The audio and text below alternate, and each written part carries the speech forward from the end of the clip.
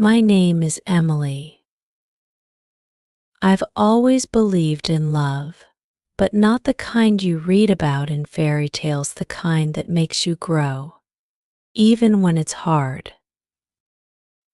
My story isn't just about love, it's about heartbreak, healing, and the strength we find in the people who love us, even when we feel unworthy of it. It began on a rainy afternoon in Seattle.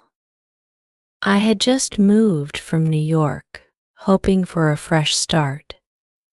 I was struggling with anxiety, trying to put my past behind me, and the idea of meeting new people made me nervous. I was sipping coffee at a little cafe when I saw him. His name was Ethan, and from the way he laughed with the barista, I could tell he had one of those warm hearts that draws people in. I didn't expect him to notice me, but he did. "You must be new around here," he said, smiling as if we were old friends. It was the kind of smile that makes you feel safe. I smiled back, and just like that, a little light flickered in the middle of my storm. We started talking, just small conversations at first. He told me he was from Portland and worked as a photographer. I told him about my love for books and how I was trying to find peace. It wasn't love at first sight, but something deeper, a quiet connection. Ethan and I saw each other often after that. He would text me random photos of sunsets or leaves falling, always finding beauty in the little things. One evening, we went for a walk by the water, and as the sun sank into the horizon, he said, "You don't have to carry everything alone, Emily. It's okay to let someone in." His words hit a place deep inside me. I had spent so long pretending to be okay, masking my fears and sadness with a smile.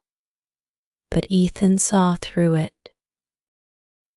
I cried that night for the first time in months, and he held me, not saying a word, just letting me be. The days turned into weeks, and we built a friendship that felt like home. He didn't try to fix me or tell me what to do. He just stayed by my side, showing me that I could face life one day at a time. I started therapy and took small steps toward healing. There were days I felt like giving up, but Ethan was always there to remind me I wasn't alone. There were struggles, of course. Love is never perfect. Ethan had his own battles, days when his own fears crept in, and I had to remind him that he was enough. He told me about his parents' divorce and how it left scars he hadn't fully healed from. We cried together, laughed together, and learned how to hold each other even when life felt heavy. One winter evening, during a snowstorm, Ethan showed up at my door. "Come with me," he whispered. I followed him without question. He drove us to a frozen lake just outside the city. The world was silent, blanketed in snow, and under the stars, Ethan knelt and said, "Emily, love isn't about being perfect. It's about choosing each other every day, even when it's hard. Will you keep choosing me?" Tears welled up in my eyes as I whispered, "Yes, it wasn't the grand proposal I had imagined, but it was perfect in its own way." The months that followed weren't always easy. I had setbacks in my mental health, and Ethan had moments when he felt lost. But we faced it all together. We went to couples therapy to learn how to communicate better, and I kept seeing my therapist, knowing that healing is a journey, not a destination. There was a night when I hit rock bottom again. I couldn't stop crying, overwhelmed by the darkness that sometimes still crept in. I told Ethan, "I'm scared I'll never be okay." He didn't try to fix it. He just held my hand and said, "I'm not going anywhere, EM. We'll get through this. Together." That's the thing about love. It isn't always flowers and sunshine. It's standing beside someone in their darkest moments and showing them they're not alone. It's the quiet moments, the whispered reassurances, the way Ethan would bring me tea without asking, and the way I'd leave little notes in his camera bag reminding him how talented he was. Our story is about choosing love every single day, even when it's hard. It's about understanding that mental health is part of the journey and that needing help doesn't make you weak. There's beauty in the struggle, in the tears, and in the way love teaches you to be gentle with yourself and with others. And now, when I look at Ethan, I see more than the man I love. I see a partner who stood with me when I couldn't stand on my own, who taught me that love isn't just about happiness, it's about hope. We still have our ups and downs, but we've learned to lean on each other. When the storms come, we remind each other of all the times we made it through. We celebrate the small victories, the nights when I sleep peacefully, the days when Ethan captures a moment on camera that takes my breath away. Life isn't perfect, but it's ours, and that's more than enough. If there's one thing I've learned, it's this: love doesn't fix you, but it gives you the strength to heal. And sometimes, that's the most amazing thing of all. Every day with Ethan felt like a new beginning, even when the weight of the past tried to pull me back. We made promises, not the kind you say once and forget, but the quiet ones that live in everyday moments. "I'll listen when you're overwhelmed," he'd whisper, and I'd say, "I'll hold space for your fears too." We moved into a small apartment downtown where sunlight streamed through the windows every morning, casting soft patterns on the wooden floor. It wasn't a fancy place, but it was ours, a space where we could grow, laugh, cry, and just be ourselves. I remember how we painted the walls together, both of us splattered with paint, laughing until our sides hurt. Life felt light on those days. But love isn't just about light. There were hard days, too, the kind where anxiety crept in and I couldn't get out of bed.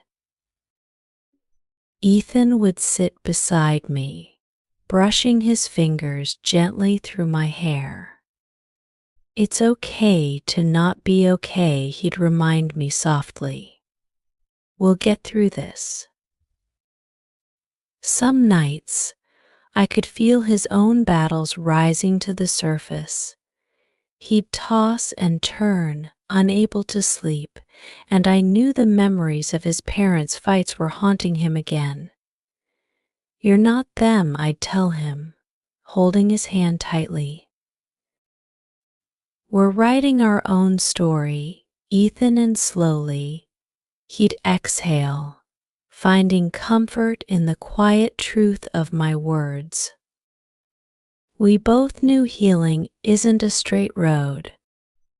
There were moments we fell, stumbled, and doubted ourselves, but we also learned that love means picking each other up, dusting off the pain, and walking forward, even if it's just one small step at a time.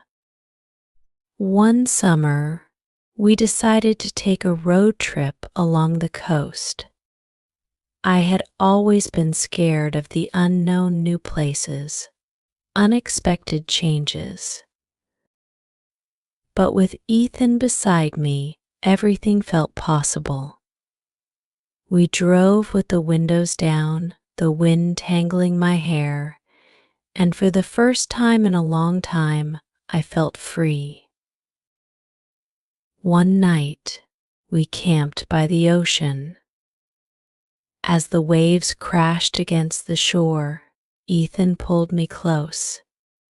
"Emily," he whispered, "I know life isn't always easy for you, but I need you to know that you're never too broken to be loved." Tears filled my eyes, but this time, they weren't from sadness.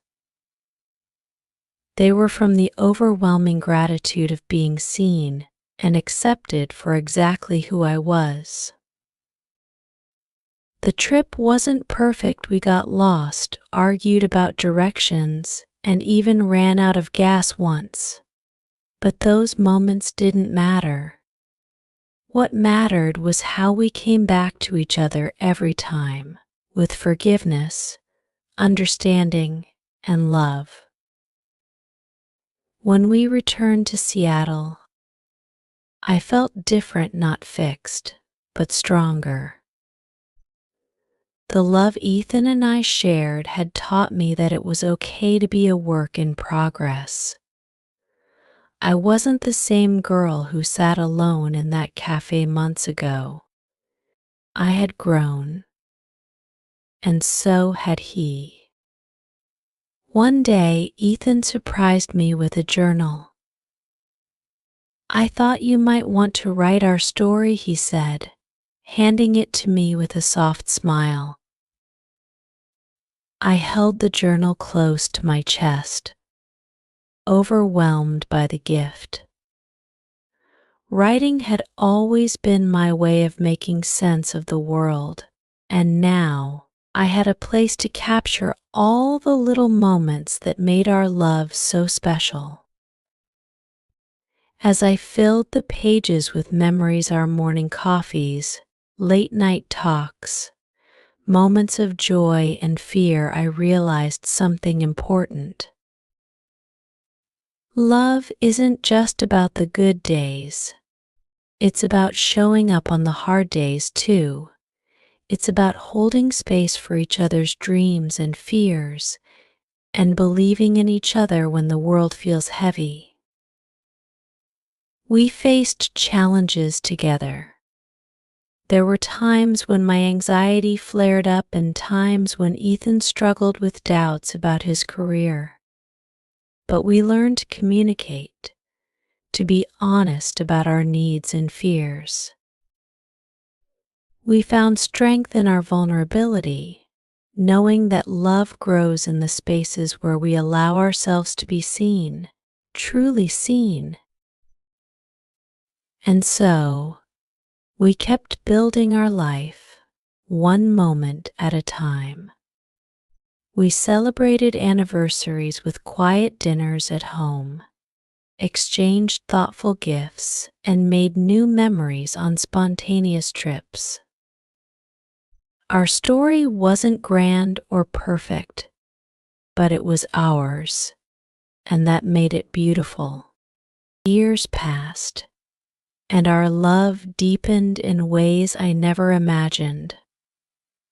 We learned that love is not just a feeling, it's a choice, a commitment to stand by each other through every season of life. And with each passing day, we chose each other again and again. Looking back, I see how far we've come. The girl who sat alone in that cafe, afraid to open her heart, has grown into a woman who knows that love is worth the risk. And the boy with his own fears and doubts has become a man who shows me every day what it means to be loved unconditionally. If I could go back in time and tell that scared, lonely girl one thing, it would be this: love isn't about being perfect. It's about finding someone who sees you, accepts you, and walks beside you, no matter what. And sometimes, the most amazing love stories are the ones that teach you to love yourself too. Our story continues, day by day, with all its twists and turns. And through it all, one thing remains certain: no matter what comes our way, we will keep choosing each other over and over again. Because that is the heart of love, not perfection, but presence. And that, I think, is the most beautiful story of all.